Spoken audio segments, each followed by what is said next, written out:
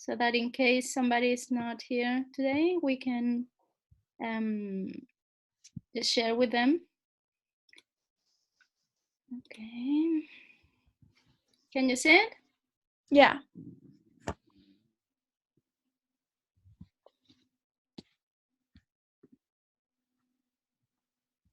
Perfect. Okay. So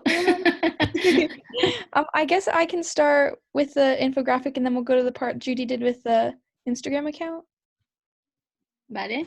If Okay. you move the document, will it move with me or should I move it?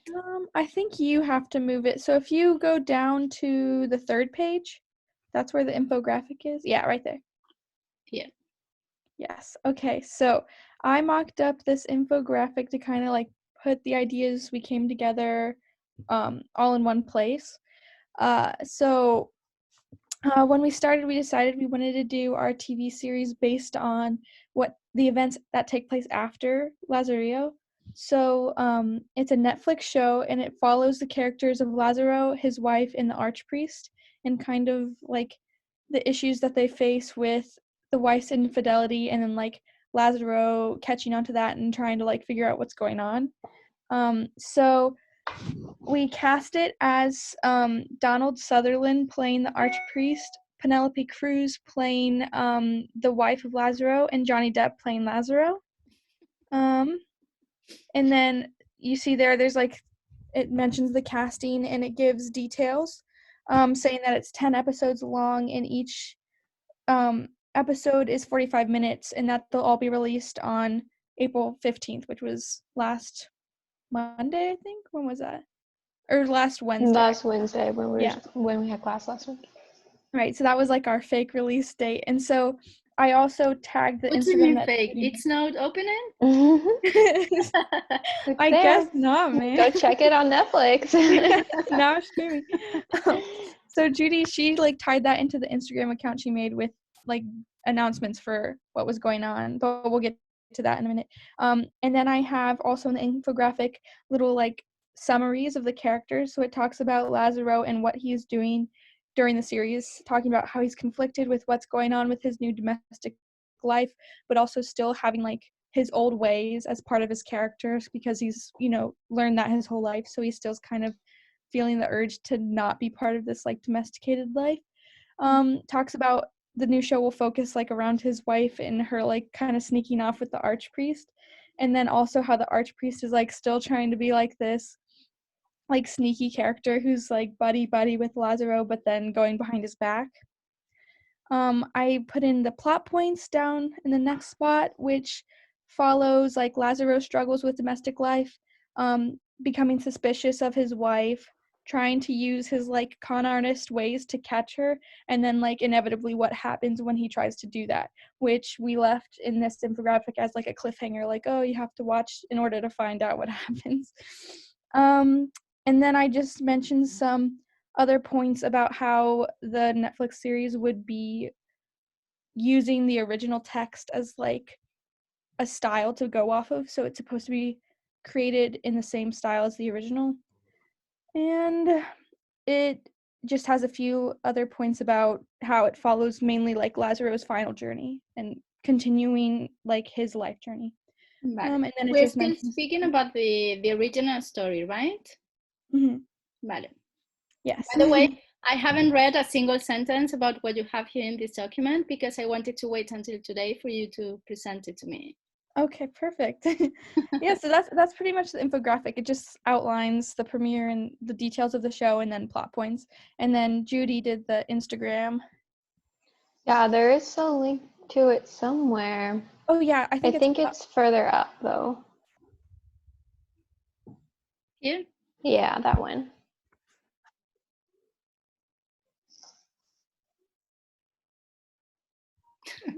And then if you want to click on the first post, like all the way at the bottom, then it goes that there. One? Yeah, and then you do that. And then this one is just like the first post, hinting at the fact that it's going to be coming out on April 15th. And these are going to be Penelope Cruz and Johnny Depp and Donald Sutherland are going to be the three different big name actors that we're going to have in it. And it's just an all new season of the last of the show Living with Lazaro. Are And those the then- real like names Account. for those people? Those are like the actors' room. But they are tagged with the real names? I think so. I mean, I just kind of searched it, and I know that one of Just them in had case like, they answer back. yeah, one of them had like the official check, but the other two didn't really, and it might just be because they don't have official Instagram. But I wasn't sure. Vale, vale. But one of them was, I know. And Vale, then the next, yeah. Oh, and then this one has different pictures with it. Like, Which it one? had a picture. Previous one? The last one had several. That was just different actors. I think was all I had on there. Yeah. And then the next post is a little hint of some of the plot that is going to be happening in the show, and it's like one of his lines. Begging brought me to a life of joy, but the sorrow of this new discovery it has brought upon me far outweighs it all. And then find out what is causing Lazaro so much sorrow in the all-new season of Living with Lazaro. And that was just kind of a hint towards the fact that maybe he was not feeling as okay with the situation with his wife as he previously like pretended to. There's maybe a hint that maybe there's a lot more going on there and he's feeling a little depressed. Siguiente, next. Yeah. Uh-huh. Vale. And then this one is the post from the premiere.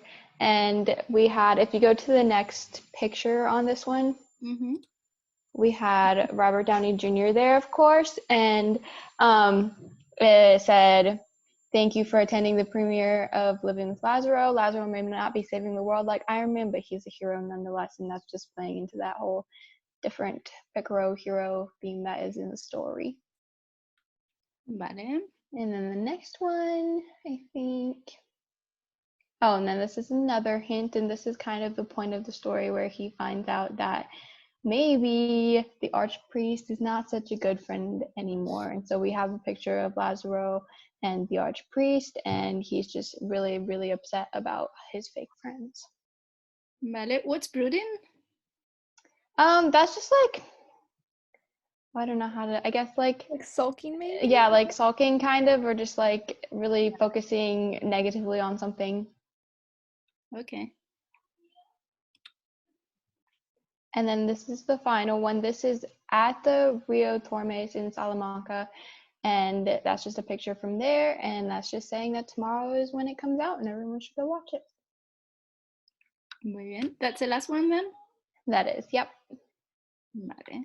So you called it Living with Lazaro. Sí. Yeah. Vale. Muy And bien. that's all that we had. I think, well, Ian also did a really cool breakdown of every episode. And then I think there was a video that Atena, Mateo, Chloe, and Anna made, but we don't have the video. I think they're gonna link it.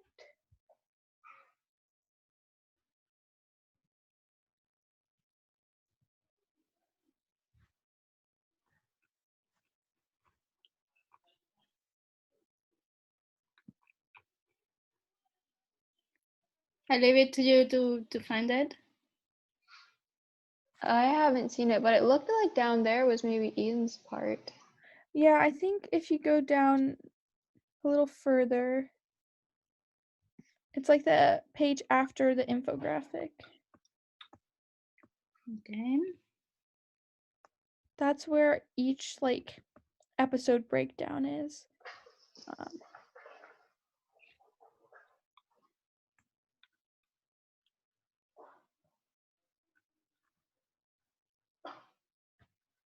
Vale. I haven't read it, so is it written in using an updated type of language or still using the old 16th century type of language? This is the updated form of language because it's more of like the summaries of each episode, like something that would be found like when you read the description for the episodes. Okay. And I see there are 10, so it doesn't go with each of the chapters of the original book, I guess.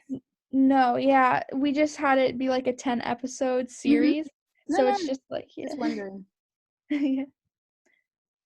So why did you decide to have like 10? What does each episode include? I think we just decided 10. I just figured a lot of Netflix shows are normally 10 episodes. Vale. But I need to go over what Ian wrote here.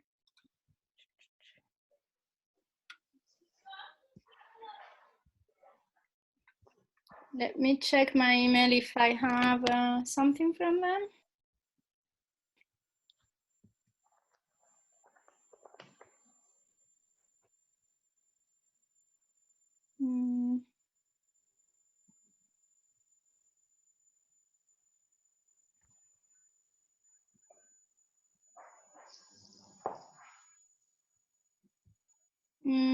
I don't see that I have anything from them. Oh, about the video? Mm-hmm.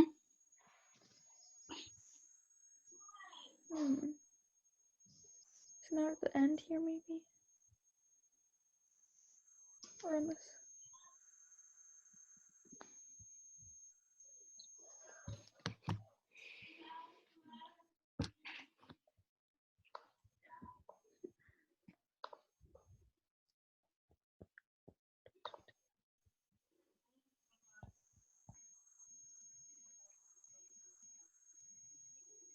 Okay, it's okay if you don't find it. Like you can just add it to this document and then I can have a look at it at any other time. Okay. Okay.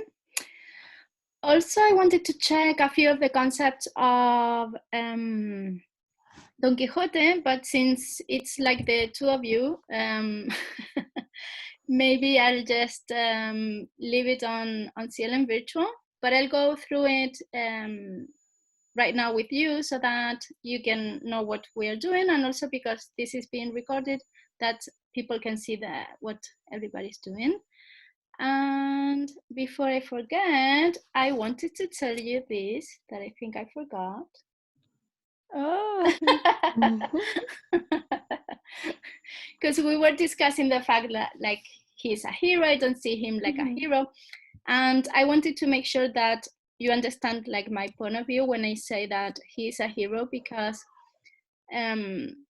he's not like the hero with a cape or anything like that, but he's the person that went from being handed over to a man that he didn't know, given by his mother, and then living with so many almost nasty people throughout his life and still make it so far, and then finding a job. That was like the biggest accomplishment that he could think of, because he was always serving someone. So when he couldn't serve, he didn't have to serve anyone, and he could make it on his own. And then he had a wife. That was complete happiness, and that's why I mean that he was a hero. Okay, bien. You have this link here. Right now we should be done with Góngora and Quevedo. Do you have a look at this video? Yeah. Okay. I tried, but I didn't understand much of it. Uy, madre mía. Dile hola a la chica. Me encanta. Dile hello. Hello. Hello. I have a new look. Wow. My dad so My dad shaved me. safe. Dad. And madre mía. Bye bye. Bye. Aw. Okay. So he's really excited. He's never had the hair like that, so Aw. he's really excited. So cute. So anyway, we should have started this one already. You had 3 readings to do, some information, some ideas, and so on. And I will open, it's not visible for you right now, but I will open this lesson about Don Quixote, okay, with several questions for you to discuss. So what you can do is to participate when we are not in class, so throughout this week, and then next week we can discuss what you have been answering. Okay? Okay. Vale? So let me show you some of the questions.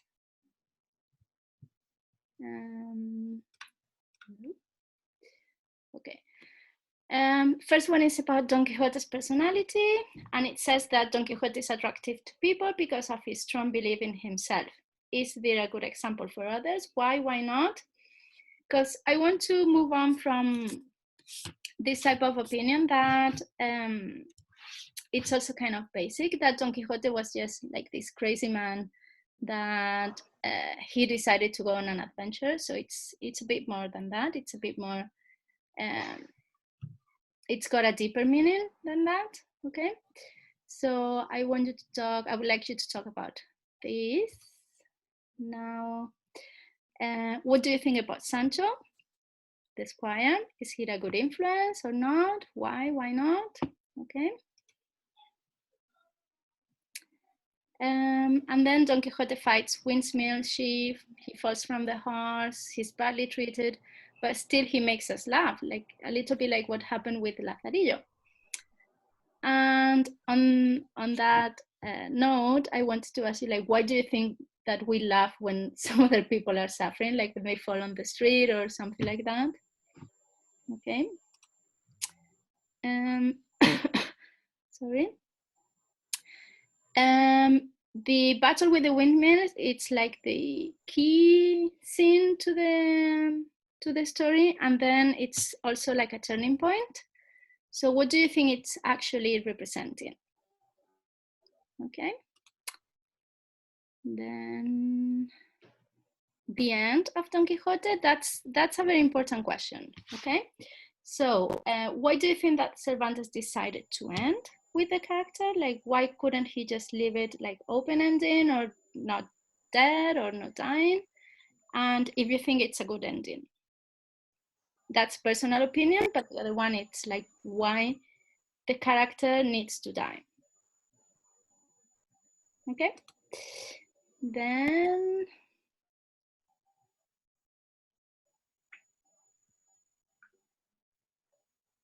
okay, this is another important question. The concept of reality. Is everybody's world always perfect?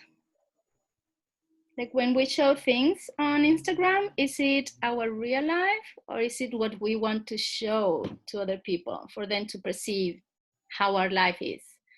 So is our world perceived realistically by others? That's what I mean. And how do people perceive us? What do we do for other people to perceive us in some ways or others?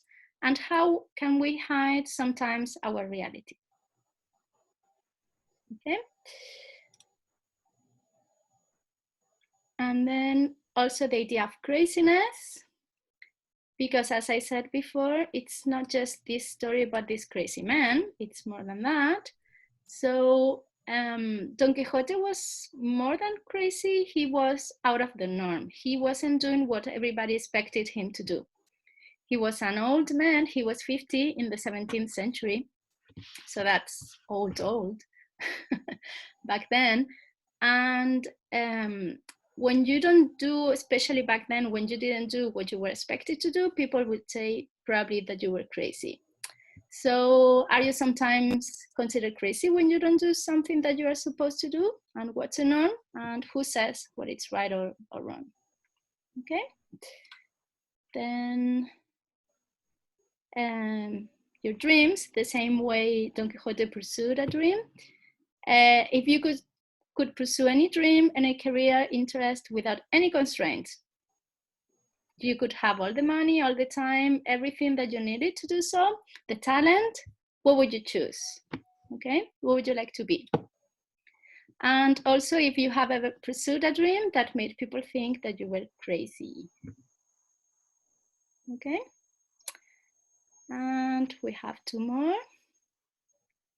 What do you think about Don Quixote's craziness? Was he crazy, pretending? Why or why not? because sometimes he seems to have like this sort of selective madness, like I'm totally fine, and then it's just suddenly something happens in his head. And it's not that they knew in the 17th century about being bipolar or anything. This didn't exist back then. So what do you think? Okay. And then the last one would be, what do you think the main message in this work is? What do you think Cervantes wanted to transmit? Okay. Okay. Vale. Good. So as I said, I will activate it. It's already there, but you cannot see it. So I will activate it in CLM Virtual, and then you can participate on it, and then we can discuss it next class. Okay. Vale? Is next class next Monday? Sí.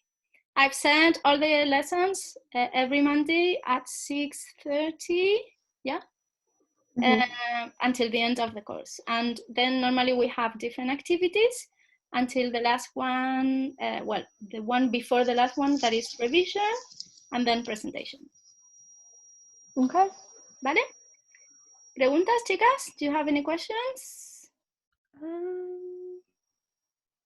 I don't think so. No? Judy? I'll try to get that video put onto the document. Vale. Muy bien. Okay. Then we can just leave it there, okay? Can you hear me? You froze. Please focus again. You just froze. Oh. Vale. So we leave it here, and then Oh no. We're back. we'll meet the next class, okay? Thank you. Bye. Bye-bye. Thank you, guys.